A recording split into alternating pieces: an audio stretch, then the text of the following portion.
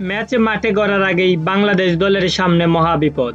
Group পর্বে বাংলাদেশের চেয়ে এগিয়ে গেল দুর্বল নেদারল্যান্ড। দর্শক, এসবের বিস্তারিত থাকছে পুরো ভিডিওতে। বিশ্বকাপের সপ্তম ম্যাচে গ্রুপ ডির দুই দল নেপাল ও নেদারল্যান্ড মুখোমুখি হয়েছিল, আর এই ম্যাচে 6 উইকেটের বড় ব্যবধানে জয় পেয়েছে নেদারল্যান্ড।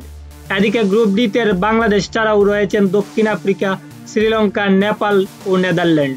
দক্ষিণ আফ্রিকায় একটি ম্যাচ খেলে একটিতেই জয় নিয়ে পয়েন্ট টেবিলে সবার উপরে অবস্থান করছেন। অন্যদিকে নেদারল্যান্ডও একটি ম্যাচে এক জয় নিয়ে পয়েন্ট টেবিলের 2 নম্বরে রয়েছেন। এক পরাজয়ে পয়েন্ট টেবিলের 4 ও 5 নম্বরে রয়েছেন নেপাল ও শ্রীলঙ্কা। তবে এখানেই খুশির খবর, বাংলাদেশ এখনো কোনো ম্যাচ না খেলেই পয়েন্ট টেবিলের 3 নম্বরে রয়েছেন।